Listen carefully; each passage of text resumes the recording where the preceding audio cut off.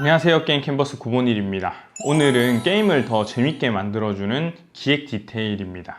혹시 게임을 하면서 이런 요소까지 만들어놨나 싶은 부분을 본 적 있으신가요? 전 최근 출시한 몬스터 헌터 와일즈에서 캐릭터가 치즈를 먹을 때 늘어나는 걸 보고 그런 생각을 했어요. 이걸 게임의 디테일이라고 하는데요. 디테일은 누군가가 뭐 이런 것까지 해놨어 라고 생각을 하거나 못 보고 지나치기도 쉽습니다. 개발자 입장에서는 작업량이 늘어나니까 일이 더 많아지는 거고요. 효율로 따지자면 굉장히 비효율입니다. 하지만 이런 요소들이 모여 게임의 몰입감을 더해줍니다. 몰입은 결국 게임의 재미와 연결되는 거고요. 그래서 오늘은 여러 사례를 통해서 디테일이 왜 필요한지 러프와 디테일을 구분하고 기획에 적용시키는 방법까지 알아봅시다. 첫 번째 사례는 자연 환경과의 상호작용입니다. 대표적인 예시로 젤다의 전설 시리즈가 있는데요. 이 게임은 환경과 캐릭터의 상호작용 부분이 돋보이죠. 게임의 추운 곳이나 더운 곳에 가면 HP가 떨어집니다. 그래서 따뜻한 옷을 입거나 열을 보호해주는 옷을 입어야 되죠. 그런데 이런 요소를 차용하는 게임은 정말 많습니다. 하지만 젤다의 전설은 조금 더 디테일한 부분을 추가했습니다. 추운 곳에 있는 링크를 보면 춥다고 벌벌 떠는 모습이 있고 얼굴이 살짝 붉어져 있으며 입김까지 납니다. 하지만 불에 가까이 있으면 다시 괜찮아지죠. 또 사막 지역에 갈 경우에는 낮이 되면 더워지고 밤이 되면 추워지는 특징이 있는데요. 재밌는 건 그늘에 있을 경우에는 HP가 더 이상 소모하지 않는다는 점입니다. 그 외에도 디테일은 정말 많습니다. 비가 오면 물웅덩이가 생기고 사라지거나 번개가 치는 지역에 철로 된 무기를 들고 가면 번개를 맞는 등 이런 식으로 현실에 있는 요소들 게임 내 그대로 구현해서 내가 이 지역에서 어떤 요소들을 신경 써야 되는지 유저가 생각하게 하고 모험한다는 경험에 몰입감을 주는 사례로 볼 수 있습니다. 두 번째 사례는 인물의 관계에서 오는 디테일입니다. 여기도 많은 사례가 있지만 대표 게임으로는 오버워치가 있습니다. 오버워치는 PVP 게임인 만큼 많은 캐릭터가 등장하고 그중 하나를 선택해서 플레이하게 됩니다. 캐릭터의 관계나 설정은 복잡하게 얽혀 있죠.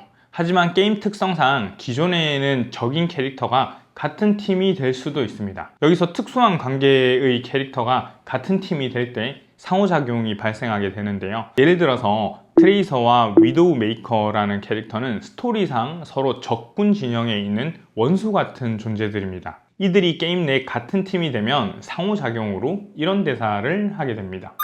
너랑 일해야 돼? 애 보는 건 싫은데. 다행이네. 누가 너한테 애를 맡기겠어?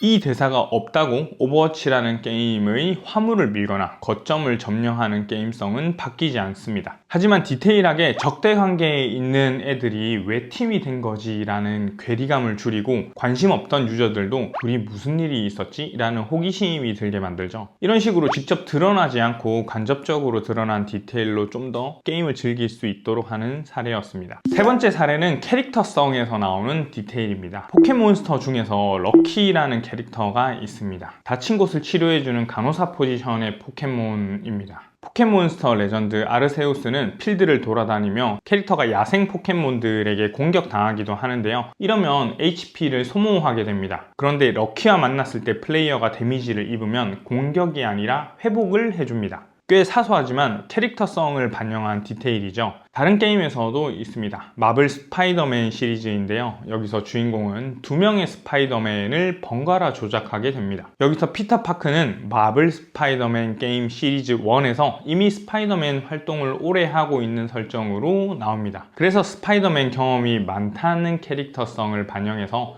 적과 싸우면서 농담을 하거나 조금 더 안정적인 전투 스타일을 보여주죠. 반면에 마일즈는 스파이더맨이 된 지 얼마 안 됐다는 설정입니다. 게임 시리즈 1 막바지에 스파이더맨이 된 케이스죠. 그래서 경험이 없다는 캐릭터성이 반영되어 긴장을 하는 대사를 하다가 후반부에 갈수록 자신감이 넘치는 모습을 보여주곤 합니다. 이 부분은 시간이 갈수록 성장한다와 멘토의 역할이라는 내러티브를 효과적으로 보여주기 위한 디테일이라고 할 수 있겠네요. 마지막 사례는 디테일의 끝판왕 게임이라 볼 수 있는 레드데드 리뎀션 2입니다. 디테일한 부분이 굉장히 많아서 다 설명하기 어려울 정도인데요. 대표적으로 예를 들자면 철도에서 일하는 인부들이 작업하는 곳이 있습니다. 여기서 해머를 내려치는 모습을 볼 수 있는데요. 이때 아주 자세히 보면 인부들이 치고 있는 못이 점점 깊게 박히고 있는 것을 볼 수 있습니다. 다른 게임들 같으면 못이 깊게 들어가는 것을 구현 안 하고 모션만 보여줄 텐데 굳이 이렇게까지 한 이유가 뭘까요? 바로 게임의 몰입감 때문이죠. 캐릭터를 조작하고 있는 소속된 세계가 좀 더 살아있다는 느낌을 받게 됩니다. 시각적으로 효과를 때우는 것이 아닌 실제로 구현되어 있는 것의 차이는 생각보다 큽니다. 예를 들어 단순한 배경 오브젝트가 아니라 상호작용할 수 있는 환경이 많아지면 플레이어는 그 세계가 정말 살아있는 공간처럼 느끼게 되는 거죠.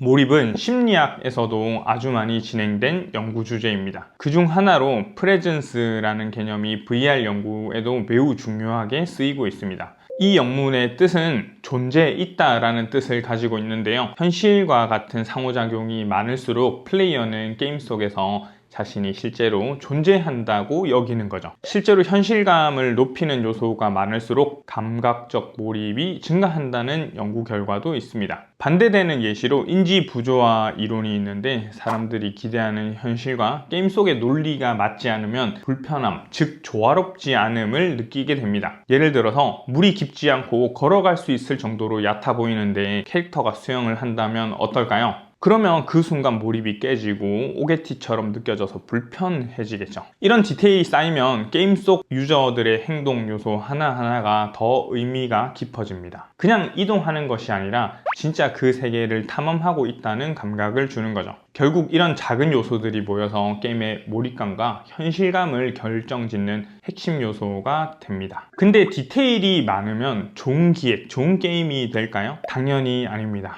오히려 너무 많은 디테일을 하려다 보면 게임 기획의 본질이 흐려질 수 있어요. 예시로 모넌 와일즈의 요리 시스템을 기획한다고 생각해 봅시다. 이 시스템에서 가장 중요한 본질은 캐릭터가 필드에 있는 재료를 소모해서 요리를 만들어 먹고 능력치를 상승시킨다. 이 세 가지 개념이에요. 그러면 어떤 재료로 어떤 요리를 하게 만들 건지, 또 어떤 능력치를 상승시키게 할 건지, 또 얼마나 상승시킬 건지를 결정하는 게 우선입니다. 근데 이게 결정되지도 않았는데 치즈가 늘어나게 구현해달라고 부탁을 한다면 이런 디테일은 오히려 비효율적이게 되겠죠. 작업자에게도 부담이 되고 유저 입장에서도 그 가치가 명확하지 않을 수 있습니다. 기획자는 기능과 경험을 중심으로 본질에 집중해야 됩니다. 예를 들어 실제 상황에서 파스타를 만든다고 가정해 봅시다. 어떤 재료가 필요할까요? 토마토와 소스, 면, 그 외 부가적인 재료가 필요하겠죠? 요리사에게는 레시피와 해당하는 재료를 주고 조리하게 되면 비로소 완성된 파스타가 나오게 됩니다. 기획자는 이 레시피를 쓰는 사람이에요. 근데 파스타 요리 방법 내용보다 마지막에 뿌릴 파슬리에 이탈리아산을 써야 되고 이 정도로 갈아야 되고 몇 그램 정도 얼마나 뿌려야 되고 이런 내용이 있으면 어떨까요? 요리하는 사람도 귀찮고 먹는 사람은 잘 알아주지도 못합니다. 여기서 디테일은 파슬리라고 생각하면 이해하기 쉽습니다. 너무 많은 디테일을 하려고 하다 보면 오히려 유저가 불편해집니다. 요리의 완성도는 높여주지만 본질인 맛에는 크게 영향을 끼치지 않는 요소들, 그것이 게임 기획의 디테일이라 할 수 있겠습니다. 그럼 러프와 디테일은 어떻게 구분해야 될까요? 답은 간단합니다. 아까도 말했듯이 기능과 역할에 집중하면 됩니다. 모넌 요리 시스템을 다시 봅시다. 가장 중요한 게임 내 기능과 역할은 재료 소모, 요리, 능력치 상승입니다. 이렇게 핵심되는 키워드를 한 줄 정도로 정리하는 것이 러프입니다. 이제 여기서 구체화를 시켜 나가야 되겠죠. 예를 들어 치즈를 재료로 사용하는 음식이 있으니 늘어나는 것을 구현하면 비주얼적으로 더 돋보일 수 있겠다. 이것이 디테일이겠죠. 당연히 기획에서 우선순위는 디테일이 가장 낮습니다. 핵심 기능이 먼저 확실하게 정해지고 추가적으로 디테일이 들어가야 됩니다. 정리하자면 러프는 전체 시스템의 핵심 기능 및 정의, 디테일은 시각, 감각적 완성도를 높이기 위한 요소로 생각하시면 되겠습니다. 그러면 기획의 디테일은 어떻게 적용시켜야 될까요? 바로 핵심 기능을 해치지 않는 선에서 디테일을 추가해야 됩니다. 여기서 생각해야 될 부분은 UX의 보완과 강화, 리소스와 개발 비용, 러프와 디테일의 균형, 이렇게 있겠습니다. 첫 번째는 UX의 보완과 강화입니다. 유저의 몰입감에 초점을 맞춰 시각적으로 이런 경험을 더 받았으면 좋겠다, 혹은 기존 기능에서 이 부분이 부족하니 보완을 하는 것입니다. 예를 들어 캐릭터가 피격했을 때 HP가 깎이는 것을 너프라고 하면 화면 흔들림과 타격음을 추가해서 유저가 피해를 받았다는 것을 강화시켜주는 디테일이 있겠죠. 두 번째는 리소스와 개발 비용입니다. 기능 구현이 3일이면 가능하지만 디테일을 다듬는데 한 달이 걸린다 하면 굉장한 비효율을 만들겠죠. 그만큼 개발 코스트도 증가하게 됩니다. 무작정 디테일을 추가하면 비용과 시간이 늘어나므로 우선순위를 신중하게 고민하는 것이 중요합니다. 세 번째는 러프와 디테일의 균형입니다. 디테일은 핵심 기능을 보완하는 역할이지 기능 자체를 변경하거나 방해하면 안 됩니다. 예를 들어서 엘든링에 역마를 탄다고 가정해 봅시다. 말을 타는 디테일을 추가한다고 조작이 바뀌거나 새로운 버튼을 입력해야 되거나 말이 정말 살아있는 느낌을 주게 하려고 가끔 놀라며 캐릭터를 떨어뜨리는 디테일은 유저가 오히려 불편해집니다. 역마를 타는 건 오픈월드를 좀 더 편하게 이동할 수 있도록 하는 기능에 집중해야 됩니다. 이 부분은 어느 정도 게임적 허용된 과장이 들어가니까 핵심 기능을 해치지 않는 선에서 구분을 잘 해봅시다. 이번 주제는 디테일이 왜 필요한지, 러프와 디테일을 어떻게 구분하고 이를 기획에 적용하는 방법까지 알아봤습니다. 다시 강조드리지만 디테일이 너무 많다고 무조건 좋은 기획이 되는 것은 아닙니다. 유저의 경험과 기능의 균형이 적절히 조절되는 것이 훨씬 더 중요합니다. 이것으로 영상을 마치도록 하겠습니다. 행복한 하루 되세요.